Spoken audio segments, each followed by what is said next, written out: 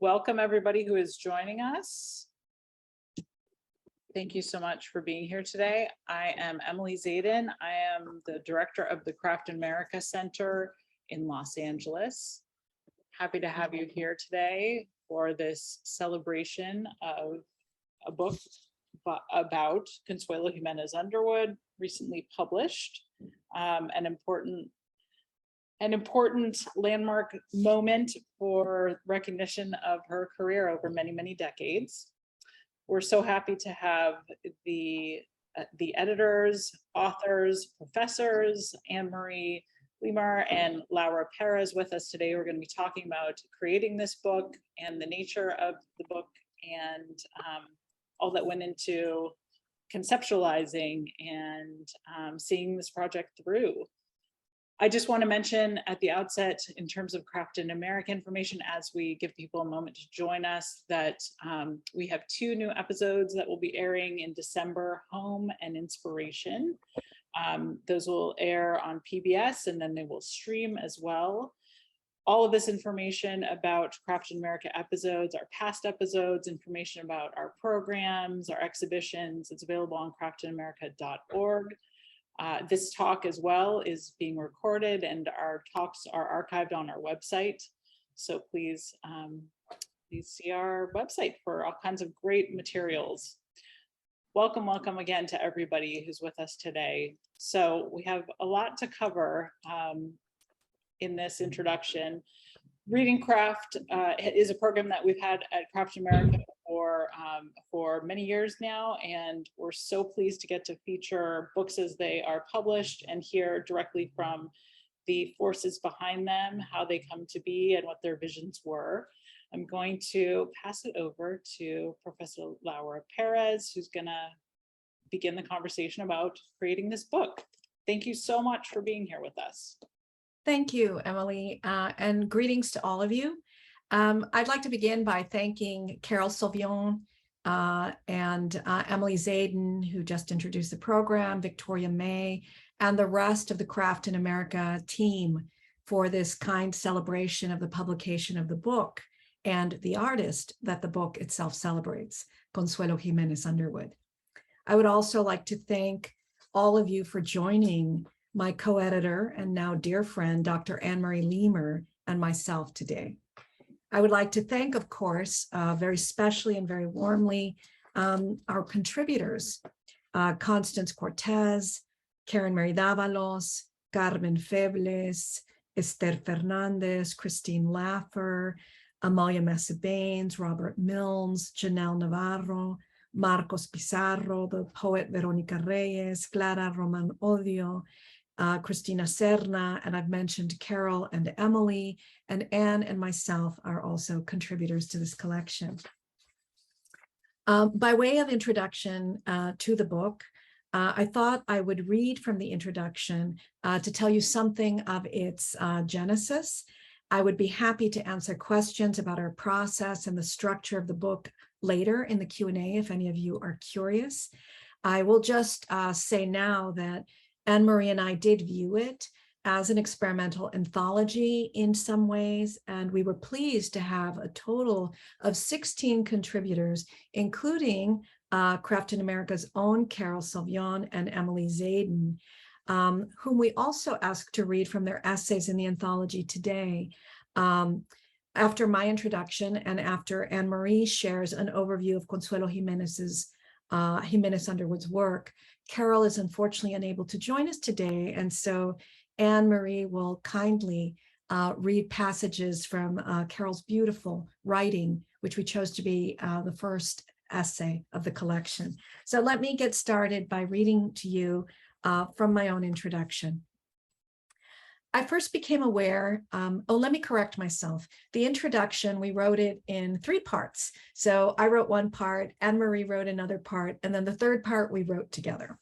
I first became aware of Consuelo Jimenez Underwood through her altar-like installation, Alba, a strikingly poetic artwork that featured a wire mesh cone that climbed 30 feet toward the ceiling of San Francisco's Mexican Museum.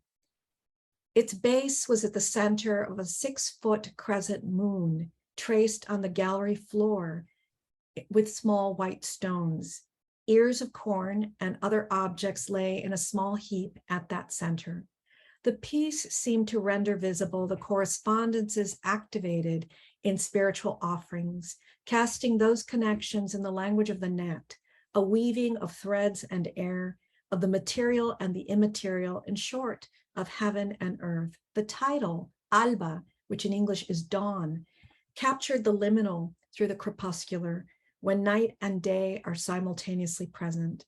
Grounding the moon as the base of the piece lent it to further musings about the relationship of the moon to planetary life, to the earth, to the human, and pointed to what is above and beyond the moon in the cosmos.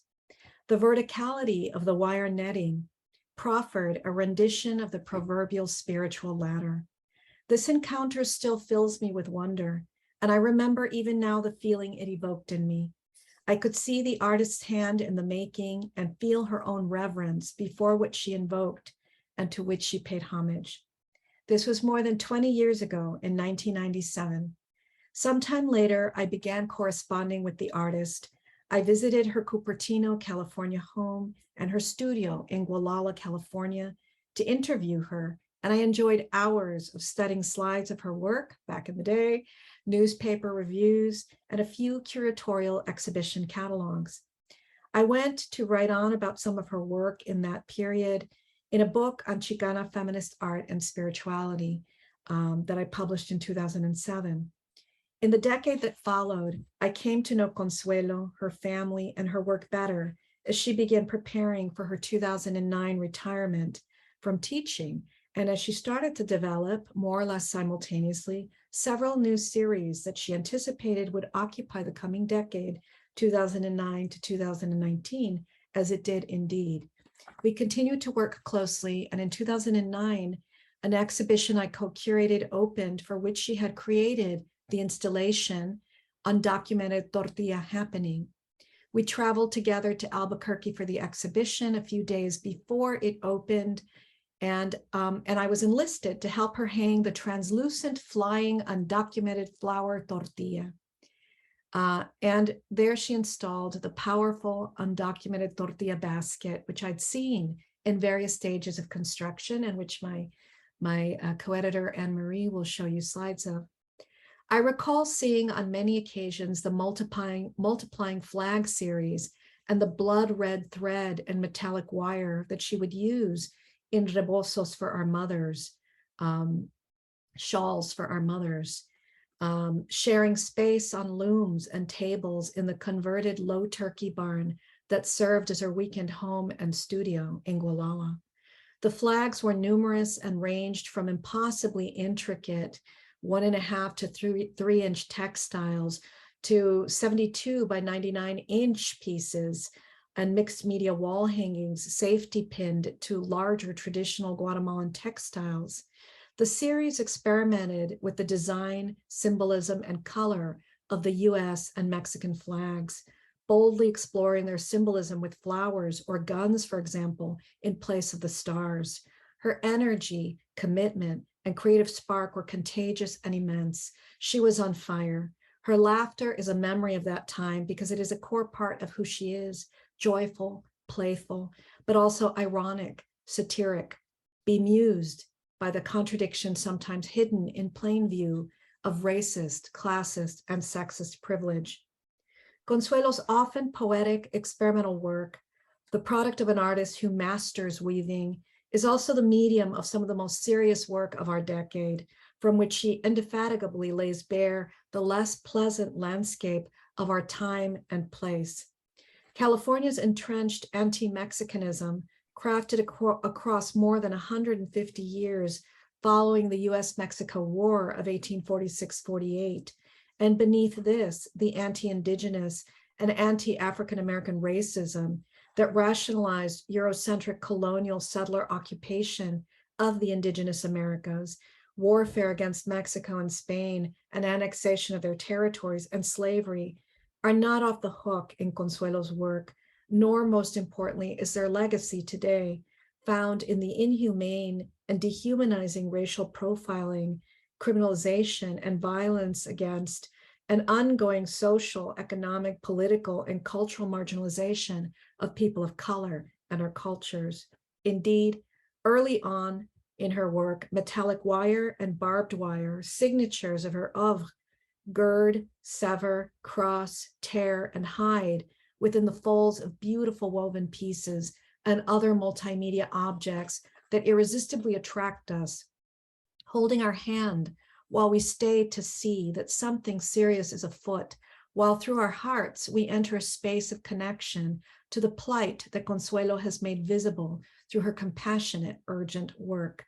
We walk away from her work potentially in transformation, thinking about the suffering of others, wondering about our own responsibility and power, activating our common humanity to work against the extinction of kindred life forms on this planet in favor of the poor, the homegrown and immigrant in our country.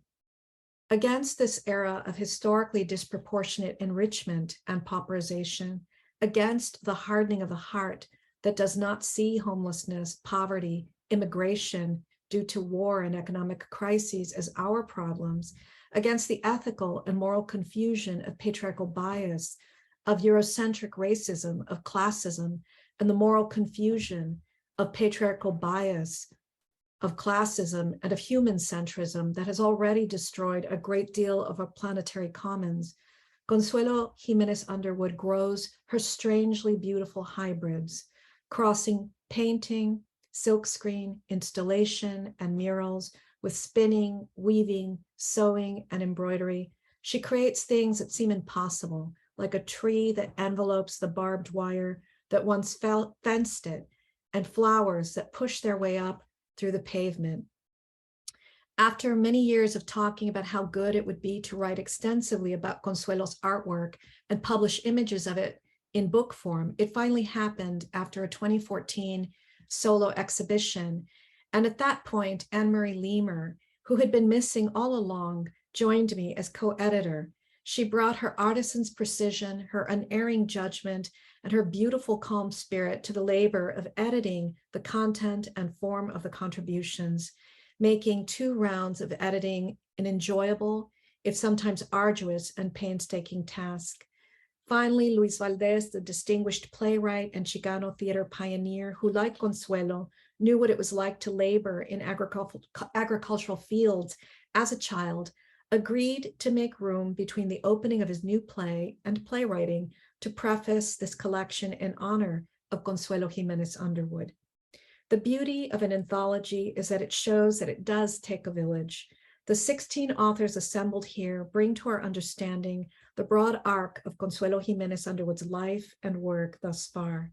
To study her work as these writers do, allowing us to accompany them, is to journey with her, to see her interests and commitments broaden or deepen through her themes, images, and techniques, shedding light on the lowly, the humble, the most victimized of racist colonialism, the indigenous peoples, and the natural world indigenous to the American continent, North and South, and to the planet as a whole.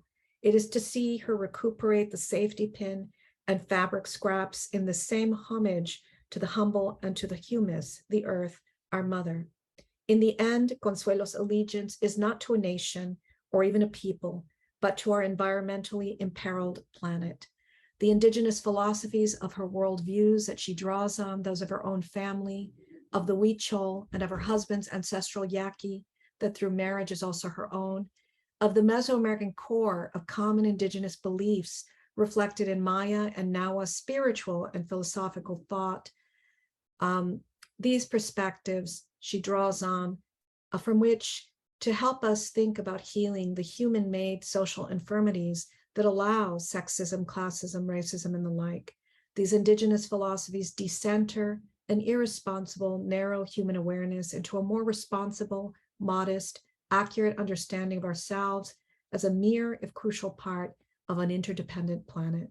Her work as a whole suggests that we matter, but not more or less than other life forms. Our authors here in this anthology help us to follow her in this pilgrimage toward the wisdom that characterizes her art, her love of thread and weaving, her vision. And now it's my pleasure to to introduce Dr. Anne-Marie Leimer, who has prepared a beautiful PowerPoint that gives an overview of some of the main areas of work that Consuelo Jimenez Underwood has developed in her career. Thank you, everyone. Thank you, Laura, for that beautiful introduction. As I begin my short presentation this afternoon, first of all, I need to share my screen so that I can show you some of Consuelo's work. As I begin this short presentation this afternoon, I would like to acknowledge that I'm coming to you from North Texas, the ancestral homelands of Indigenous peoples who identify as Wichita, Kichi, Tabaconi, Waco, among others. I would also like Laura to recognize the people whose labor made this event possible. Victoria May, Joan Mace, Alejandra Nam, Carol Sauvignon, and Emily Zayden. I have been tasked with providing an overview of the work of Consuelo Jimenez Underwood. No easy task for those of you familiar with her work. This is an image of Consuelo in front of one of her many borderlands installations. And this is a motto that I particularly like that she has stated, "Spread the thread." I wanted to begin with the artist's early exploration of embroidery and weaving.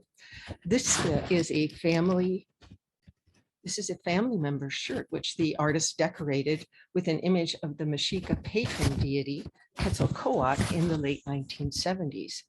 In another early work, this is C.C. Huelga from 1974, Consuelo pays homage to the United Farm Workers Movement and its co-founder, Cesar Chavez. The Spanish word huelga in the title refers to the movement's grape strike, which began in 1965. Consuelo produced 6 burial shrouds in a series from 1989 to 1990, which honored several of her personal heroes and sheroes. The dates included in the titles of the work indicate the person's death date. This series is in the collection of the Oakland Museum. This is the shroud for the Catholic Saint Joan of Arc. This is the shroud for John Chapman, more commonly known as Johnny Appleseed. This is the shroud for Emiliano Zapata, one of the revolutionary leaders of the Mexican Revolution in 1910. This is the shroud for the great folk musician, Woody Guthrie. This is the shroud for the civil rights leader, Dr. Martin Luther King Jr. And this is the shroud for the labor leader, Cesar Chavez.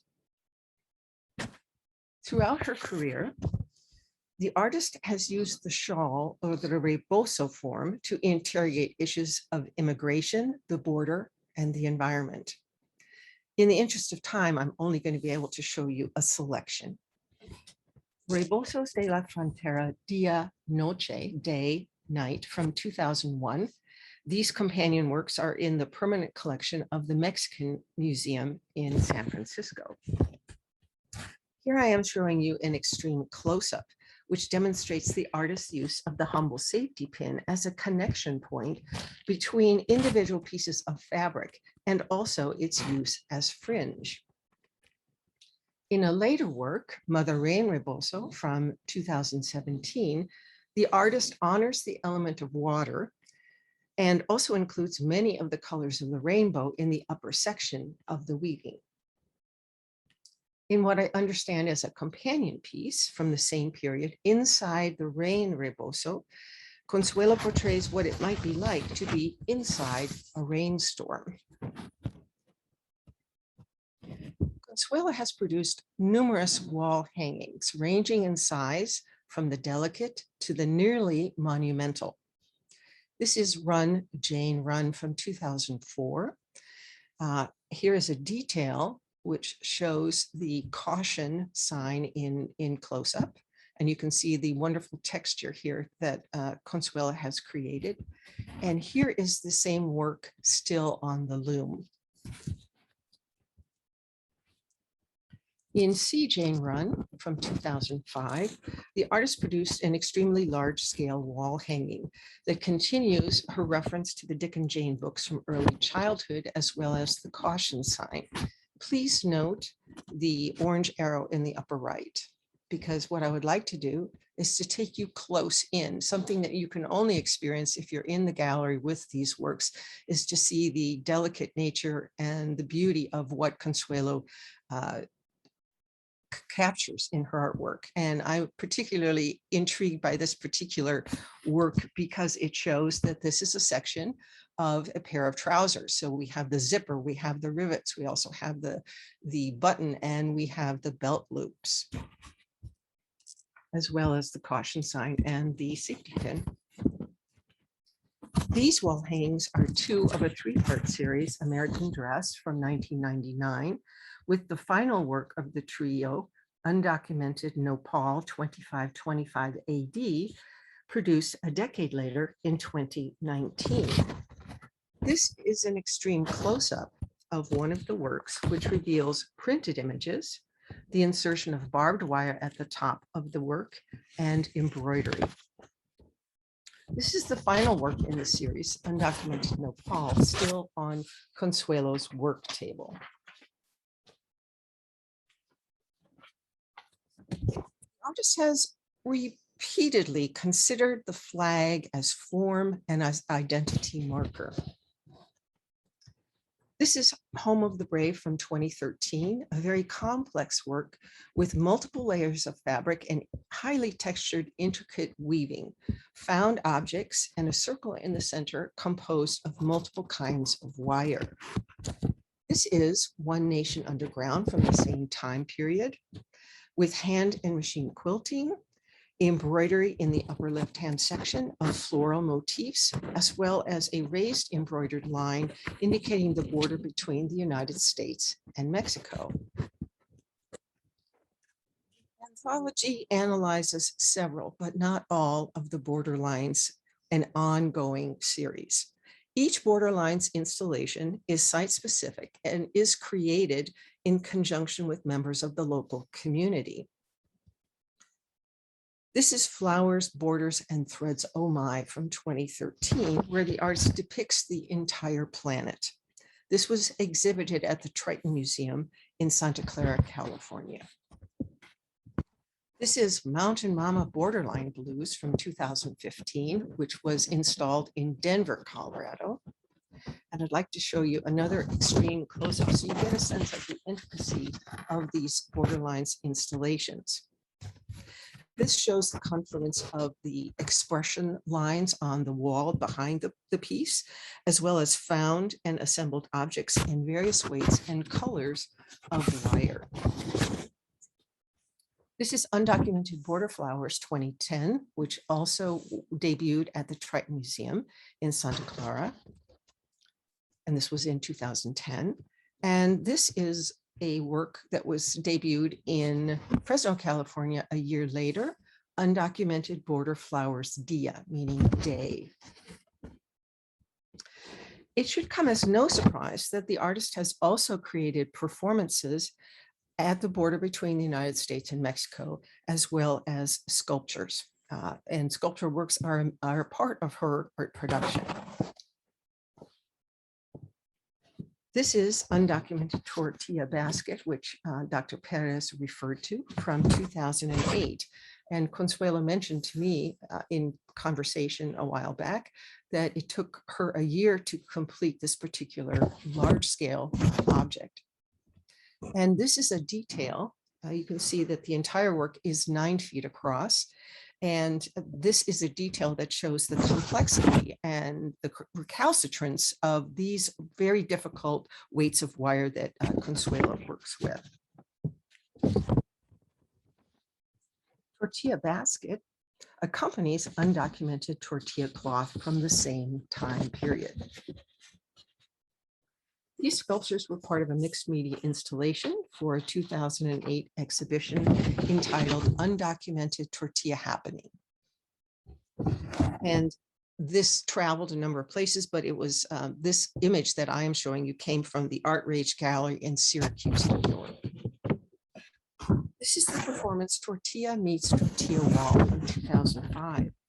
Here, the artist is carrying an oversized maize tortilla. She is presenting the tortilla to the border and is giving it to the ocean as a gift in what Consuelo considers, quote, a token of love and mucho respect, end quote. So that concludes my brief overview of Consuelo's work.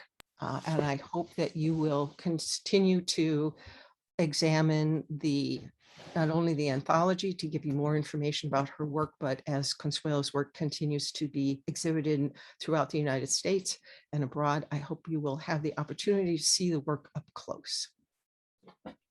Thank you so much, Anne Marie. And I see our special guest star, the woman herself, Consuelo. Yay, we're so happy to have you in this guest starring appearance. Welcome, welcome. Thank you. And I'm happy to be here, all in one piece and in one mind and in solidarity with you ladies.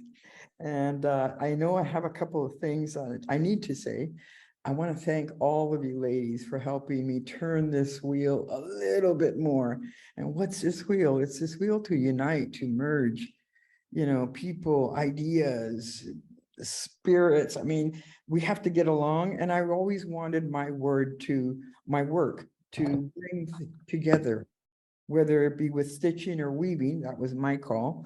But I felt that as an artist and as any person of this world, that was my mission. Our mission is to get along, to make it a better place for everyone. And I think your efforts, this book, this talk, it all helps. It all documents that there were people that were interested, but more importantly, engaged with active participation in these random ways that I felt with my work to enlighten people about the myths and history of the borderlands. And I think this book really brought together, for academia especially, a way to see, to understand, and hopefully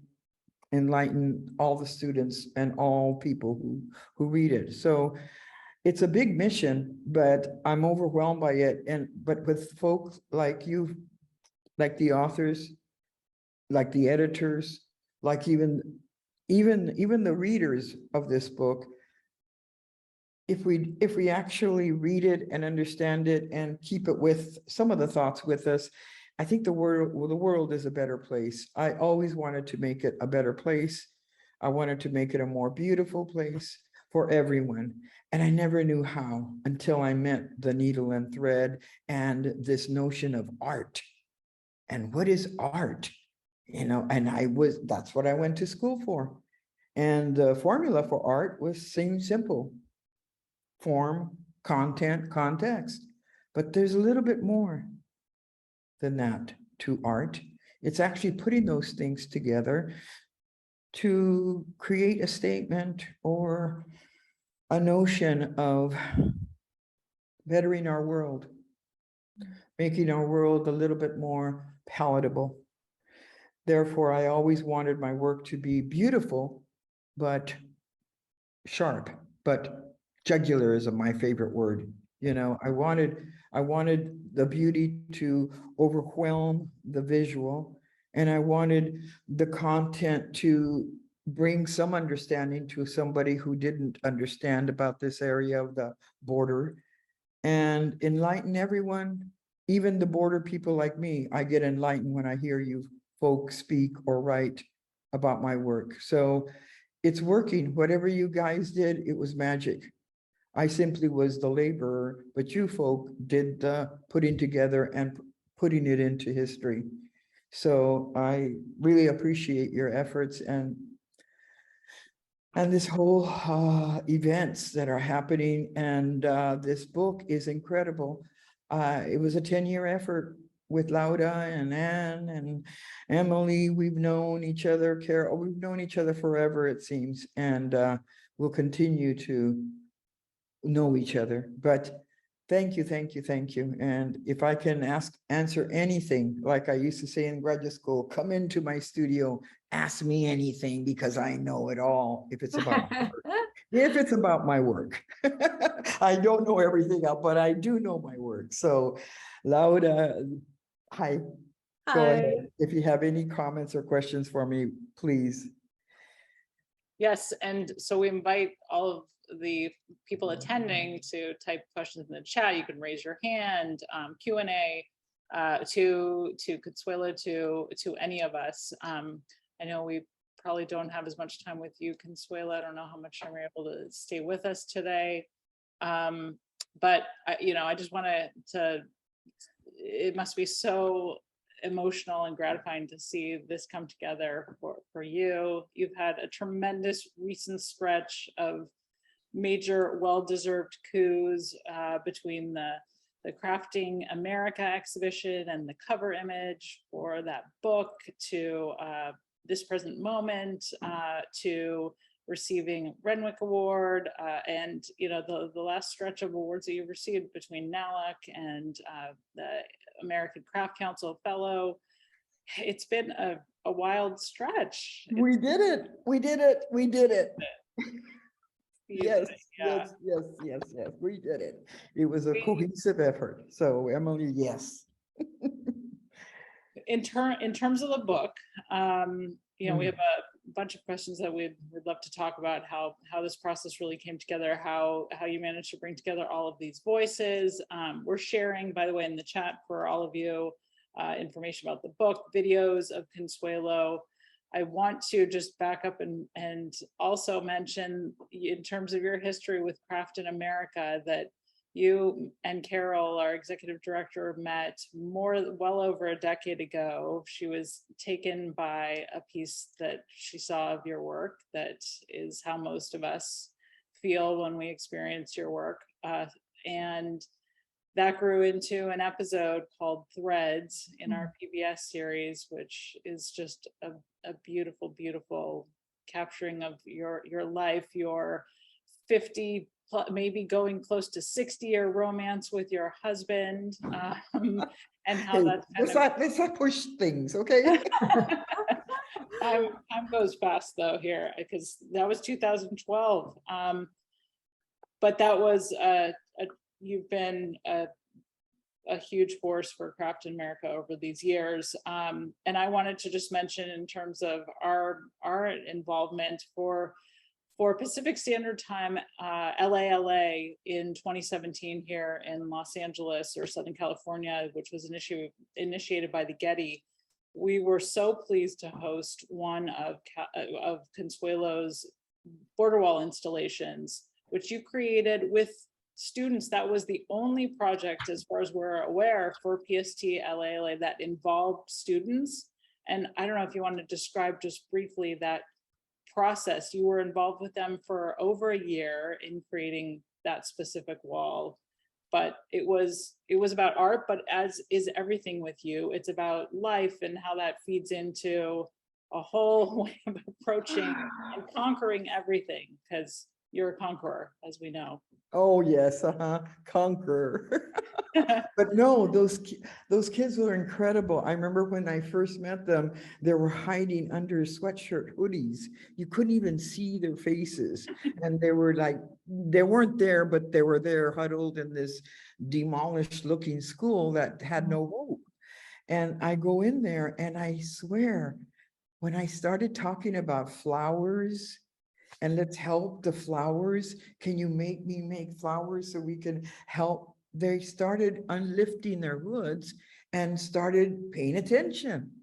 And when they came a year later to the gallery to present the flowers and power wands that they made, the best was that they now had no hoodies, their hair was pulled back, and they were holding their head up high, and they had braids, and it was so neat. And then they were talking about their future mathematician, a dancer.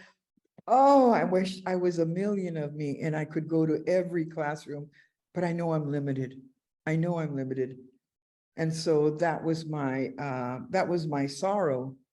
But at the same time, I feel that this book, especially if it goes to educators, they will pass it along.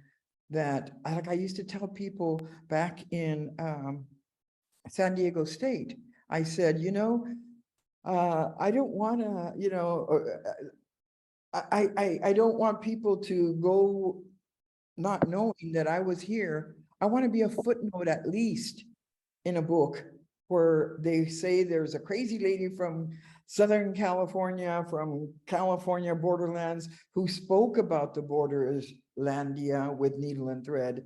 And if I was just a footnote, I'd be so happy. Those are my dreams in undergrad in San Diego State. So you can believe, to have a whole book with nothing but this issue, that's a miracle. And that's not just me, and that's not just us. It's something much bigger than us that made that happen. So with these kids, I think I made a little crack, a little peephole, so they can see the light from that. Wait a minute, there is light up there. We just have to work for it. Do you stand up to the challenge? And it doesn't have to be a needle and thread. It can be a mathematical formula. It can be a paintbrush. It can be a computer. It does just do something to alleviate the weight that we're putting on this planet. So I think I charged them with that. And you can tell by the photo, there are no hoodies here. There's no sweatshirts hiding faces. Look at them pointing to the stars. That's how I feel.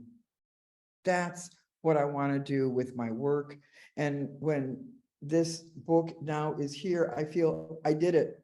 Now can I retire and do shawls and perfect the hands of many of my students? They would come up with these incredible weavings, and I was like, I can't do that. But now I feel like I could when I saw this happen and I retired, but now I realize I have to continue.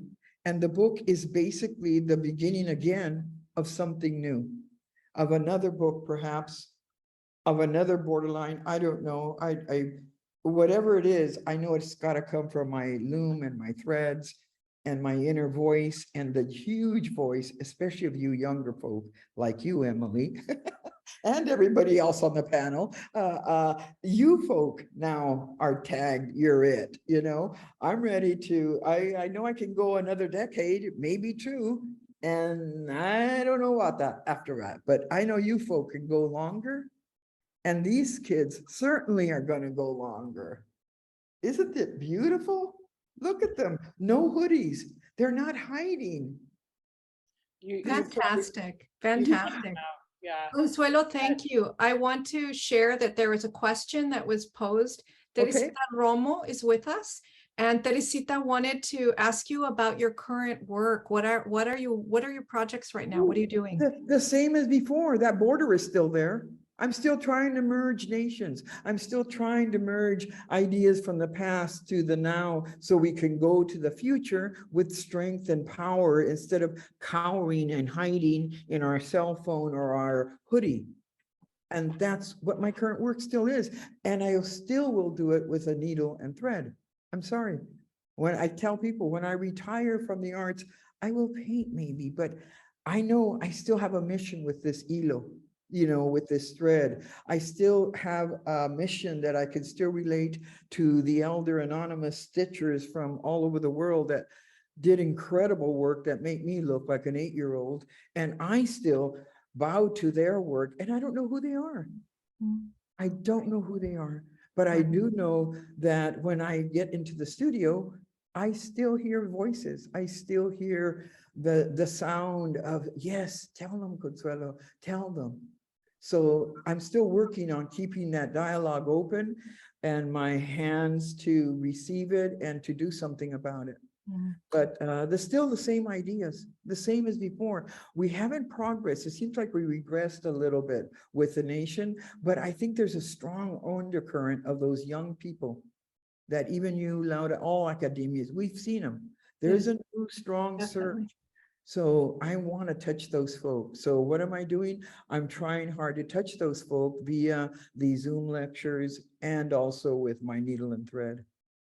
Awesome. Do you have any shows up right now, Consuelo? Excuse me, Emily, I saw you were about to speak. I just wanted, I wanted to make sure that people knew. I think you're in DC right now. I just wanted to make sure people know and they can look for your upcoming events. Yes, well, right now, like in another 2 hours, I'll be speaking to the curators and directors of Washington, DC at the Smithsonian Renwick Gala, and I'm the keynote speaker up on a stage. That's a work, but it's going to be so cool because I will introduce them to these ideas because a lot of them don't even know where the border is, they know the New York border, but so I'm doing that. And as far as exhibitions, I don't know. You have to speak to my daughter and Alyssa. They know what I'm doing more than ever because I'm letting go. I'm just focusing on what I'm doing next. After this, I know, I don't even know. I just know that I have another a lecture for the Women's Museum in DC. And then I have another one at Crystal Bridges. Hopefully that'll work. I don't think it, and then where's the other one? There's, like I told, I know that I'm being overwhelmed. I retired early from San Jose State so I could do my work only and not be so overwhelmed all the time. But it feels like with all this activity, it's still very overwhelming. And to tell you the truth, I don't really know where I am exhibiting. I just know that how much time I have left to do the studio. I'm going to be back on Sunday and I will go back into the studio and I will emerge, I think at the Latinx Celebration Center in Berkeley. Then I will be a Consuelo sighting. Absolutely. Yeah, that's an upcoming event. If any of you are in the Bay Area, please come on out. It'll be on Friday, October 21st. Consuelo will be speaking, and so will many of the contributors in the afternoon. But email me if you're interested in more information, or my co-editor Anne Marie. We can supply you with more information. And also, you can follow what is happening in Consuelo's, her lectures, and her upcoming exhibitions on. They have an excellent website. For all of you attending, if you want to send us an email for any information or connecting with anyone for anything additional, just center@craftedamerica.org, or feel free to post questions right now too. Consuelo Lynette Van Epp Smith says hello. Says you're amazing. And this is a nice group. We'll share all the contact information afterwards. How your work is so time consuming. How are you finding the time to make the work? The sand clock is getting less and less sand in it, but luckily my daughter Evelina is now living with me for the past couple of years, and she's more or less taking over the mundane issues of life.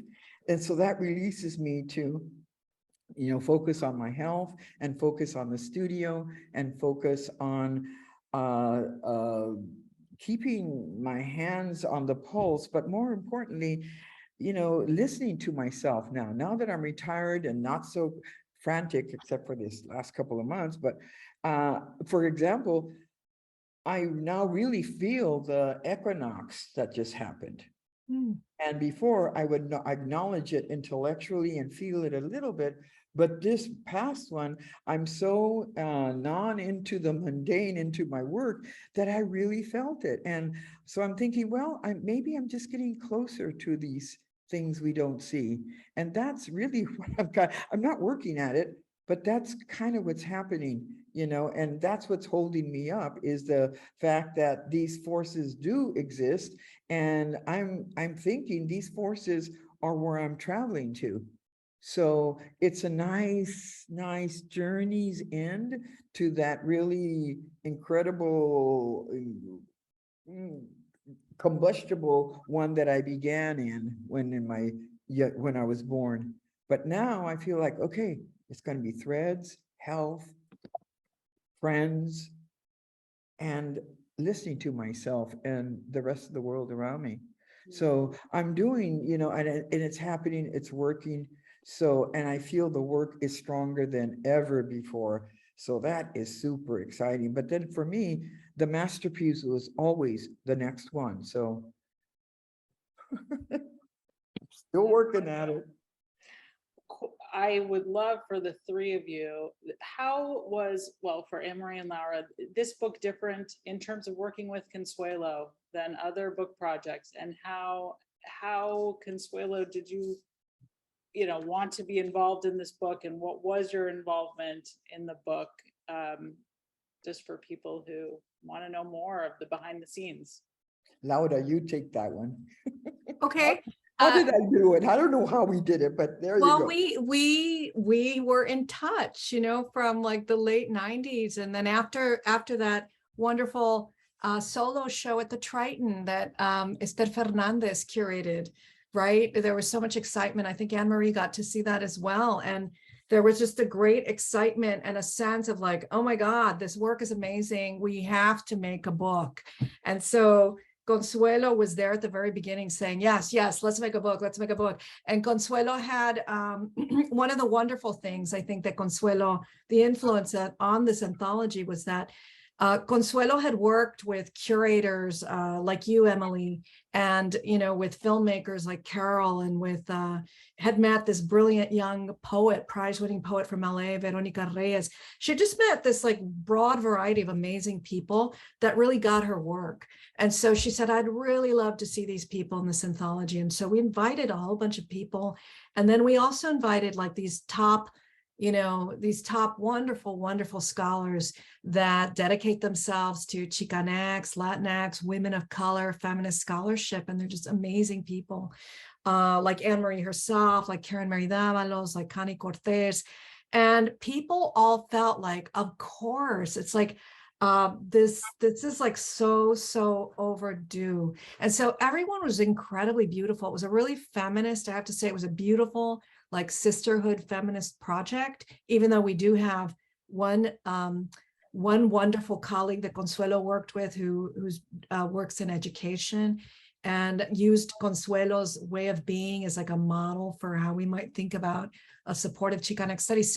So the process was long. We sent out invitations in late November 2014. We actually even received a contract from a press that, because we are kind, we will not name on this occasion. After a few drinks, we will name.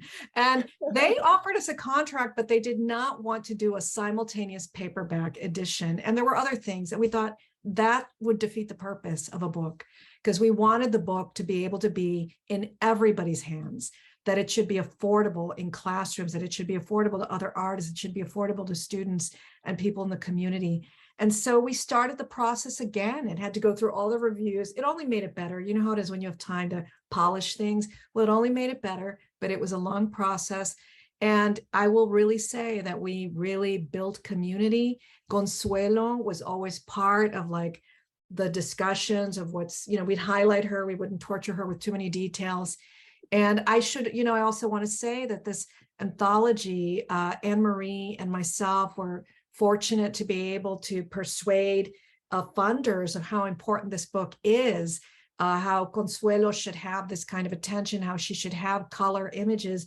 And so we were able together to raise funds to make it $10,000 to print every single image in color, to have beautiful design. And the College Arts Association, which, as many of you know, is like the big prestigious association for scholars and artists, recognized it with a special award, publishing grant award, the Wyeth American Art Foundation Award. So, I just want to say, as a woman of color, that I feel like so appreciative of the College Arts Association, of all the young bloods and people of my generation, and people of older generations that are finally working these transformations, because art history is like so many of the we all had these educations, and we all saw that there are these disciplines, some of which are a little bit more stodgy and more conservative. And I think that we're just really lucky to see like wonderful transformation happening in art history. And we're really lucky to see transformation in galleries, transformation in museums. They now want to purchase art. They now want Black and Brown Lives Matter, Me Too, Women Matter. they're, you know, museums are very liberal, but when you look at how many artists they actually own and collect their pieces, they're very few. Women, period, let alone women of color, and how many they really give, you know, solo shows to. So I think it's a historic moment. And I think that Consuelo's work is really, it's been there for a couple decades now, is a really important and powerful work. And it is absolutely, you know, overdue. And but I also just want to say that every time that I've seen work after this anthology, I'm like, oh my God, I wish we'd seen that before. I wish, you know, you always want to not publish it so you could include the new work. Yeah, but you laid a pathway, and really, you know, thinking about how many years ago you started this project. Yeah, I mean, the landscape was a little bit different. I mean, even publishing as a market, I wonder if there's any challenges, or, you know, if Duke just automatically, you know, this is one of very few books thus far that, you know, really are dedicated looking at, yes, a female artist, a female Chicana artist. Right. That's pretty revolutionary. Yeah, more of that. And do you have any thoughts as well from your perspective? Well, I just wanted to chime in a little bit to say that I joined the project in 2017 at Laura's invitation. And then the following, yes, one of the most wonderful questions that Laura ever posed to me is, would you like to co-edit an anthology on Consuelo Jimenez Underwood with me? And of course, the answer was absolutely immediate, because I had traveled to the Triton Museum in Santa Clara, California, when I was teaching in Southern California, and flew up to the Bay Area to see this particular show in 2010. And that was really my first introduction to physically being in front of Consuelo's work, which, as you will see when you read the anthology, that for many of us, our first encounter with Consuelo's work is, it's just transforming. It alters your life forever. I had studied fine art and sculpture in the Bay Area and was absolutely fascinated with both murals and sculpture. And so when I saw Consuelo's Undocumented Border Flowers from 2010 at the Triton, it was this moment of, oh my goodness, this artist is doing everything that I love. And then I have a background in textiles as well. So it was this perfect melding, this perfect trenza of things that I was passionate about. And here was this artist that was doing all the things that mattered to me. And so then after Laura invited me, of course, I immediately said yes. And then I was able to travel to the Bay Area from where I am now in Texas, and not only meet Consuelo for the first time, but to be in her home, to see her work, and to again work with Laura very closely on our vision for the anthology. And I will also say that working with a team, you know, I come from a big family, and I come from my original degree and work was in theater, where it's very collaborative. So for me, this was a dream project because I got to collaborate with so many people. And it was quite a labor, I must admit, you know, coordinating everything with our wonderful group of authors was just extraordinary. So those are some thoughts that I have. But I think in terms of one of the things that I keep thinking about, and this is something that Laura and I were very conscious of from the very beginning, was that this work was going to lay the foundation for future scholars, that we were going to create a bibliography. We were going to create a book that showed not all of Consuelo's work in full color, but a great portion of it, so that future scholars could have it as a reference, and that it would create an opportunity for other people to take up the threads that we had to leave hanging, right? The things that we might have wanted to include in the book, but weren't able to, because for any number of reasons. But just, I think, as Consuelo always says, there's more work to be done. And that's the joy, and that's the challenge of the fields that we are in. And it's why we get up in the morning. So it was just an honor and a pleasure to be able to be a part of this extraordinary project. Thank you. Very, very moving hearing how much a project like that ongoing for so many years, how you feed your whole life into these into a book.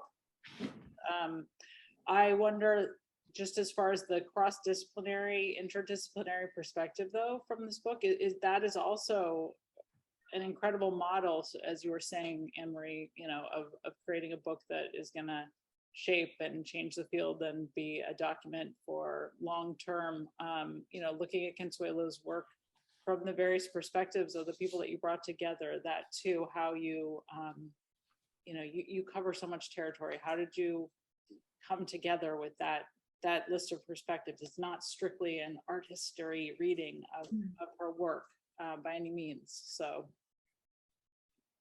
I think that's one of the strengths of the anthology, actually. And it's something that I think you will increasingly see with folks that are trained specifically in art history, that we are, I think, in many ways tasked with being multidisciplinary. So if we are focusing on women, or we are focusing on people of color in our work, then we need to know the literature of feminism. We need to know the literature of race and ethnic studies. I share with Laura a special interest in religious practices and spirituality, and that's a whole nother review of the literature or group of writings that a person, you have to at least put your foot in and master to the degree that you can for whatever it is that you are working on at the time. So I think it's very important. And I think that's another great contribution of the book, obviously, was that we have people from so many different voices, right? There's this huge choir that's singing about Consuelo in our wonderful anthology. Can I clarify? It's not about Consuelo, really, okay? It's about Consuelo's mission. Yeah, your artwork and how it speaks to us, but but I would say that no Consuelo's artwork, right? I would just add to that Emily, as you said, the project took so long. Why would anyone do it, right? And I really do want to say that I really, there's so much art in the world, so much wonderful art. It's formally beautiful, or there's some sort of message that's really powerful. I feel like Anne, I feel like truly gifted to have been able to come across Consuelo, to have been able to come across her work, because I would not have engaged even in a short essay had I not really been moved and transformed. And I feel like that working with Consuelo and studying her work and kind of learning how to think about her work with her has really been an apprenticeship. And, it's been, in that sense, it's really been transformative, of my life. And so I am very honored and very grateful that, as Consuelo always says, that our grandmothers, our ancestors brought our paths together, wove us together. Yes. And I would say one other thing also, Emily, about, the why Anne and I also just decided that it was totally cool and totally fine to include all these people from different walks of life, academics, non-academics, younger, older, we just really also felt that knowledge is created in so many different ways. Sometimes a weaving, a painting, a poem, sometimes a journalistic article, sometimes a curatorial, sometimes a footnote. And I feel like that one of the things that needs to change is kind of this very anti-body, mind, spirit approach to knowledge, or approach to thinking about art. We use all our body, mind, and spirit to live, to perceive things, to make things, to write things. And that's one of the things that is also modeled, I think, in Consuelo's work. It's profound thinking, brilliant decolonial analysis in the work and in the choices of mixing together traditional, indigenous, and Western with no war, just weaving together different traditions. And so yeah, I mean, the more, the merrier, and the more brilliant, and the more fun, and the more insightful. So we're so happy to have everyone, and Consuelo continually a part of that process. Thank you. Well, the book, I think, as you're saying, is this holistic, organic embodiment of really what Consuelo signifies. So kudos to you for making this possible, for capturing that. That is a huge challenge to capture what Consuelo signifies into a book, and it's impressive. So we're coming to a little bit over the hour now. I don't want to keep anyone, but I hope this little bit of taste into this book, and thank you so much for joining us, Consuelo, as well, and sharing your take on the book and what you're up to currently. We're off to see the wizard, okay? Exactly. I hope everyone enjoys the book. Continue to share any questions or comments with us, and we'll deliver them to Laura, Anne Marie, Consuelo, and help you as we can. And onward and forward with the book going out there in the universe, along with everything that you will continue to put out there, Consuelo. So Thank you, thank you Emily. all for today. It's been a pleasure. Thank you. Thank you, Emily. And Thank you, thanks Emily. again for Thank your you. own contribution and Carol's. Thank you, Oh, everybody. Great yes. to see you all. Adios. Bye.